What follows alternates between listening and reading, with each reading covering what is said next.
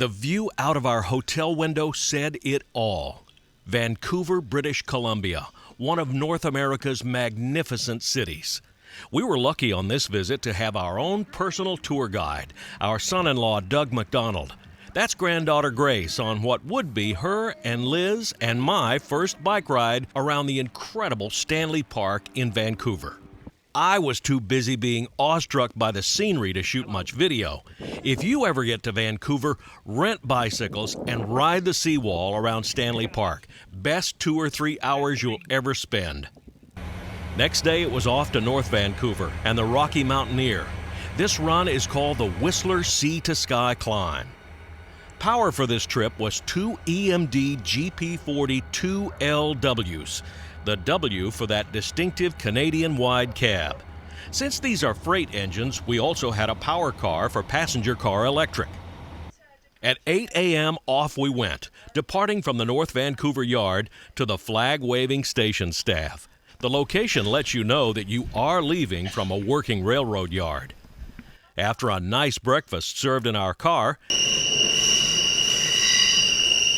the Henry Pickering car was opened up for spectators.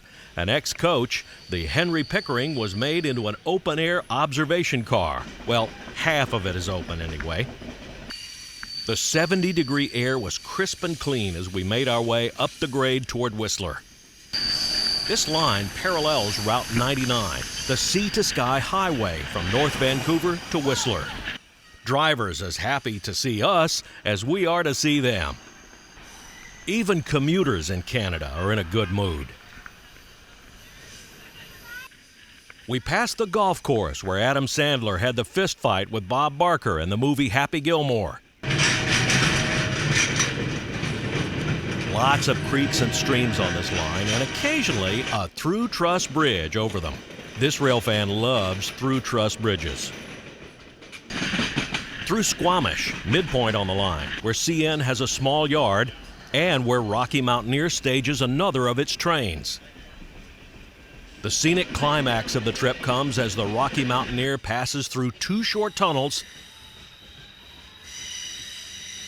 and crosses Cheakamus Canyon. The engineer slows it down to let everyone soak in the view. Also with your reservations up there that you can use for cruising around. Arriving in Whistler, it's a 3-hour layover until the return ride. Whistler Blackcomb is a beautiful winter ski village in the Fitzsimmons Range of the Coast Mountains. The popularity of mountain biking and hiking has made Whistler a popular summer resort too. Gondola and lift rides are breathtaking over the summertime landscape. The peak-to-peak gondola ride takes you 1,400 feet above the valley floor. Plenty high enough for me.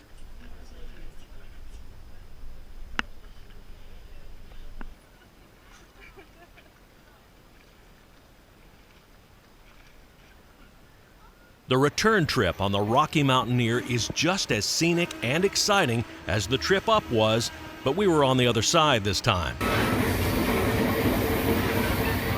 Of course, I spent a lot of time in the open vestibule with my camera.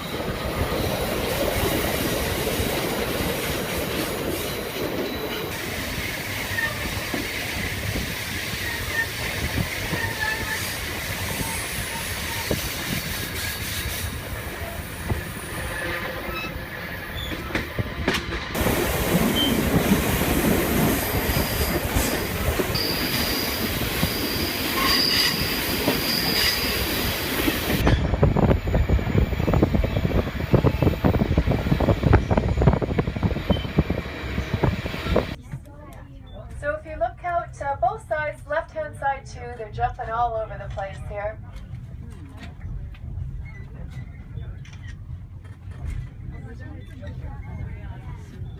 Coming back into North Vancouver and passing under the famous Lions Gate Bridge, the Whistler Sea to Sky climb is at an end. It's a 12-hour day and well worth the time for this rail fan.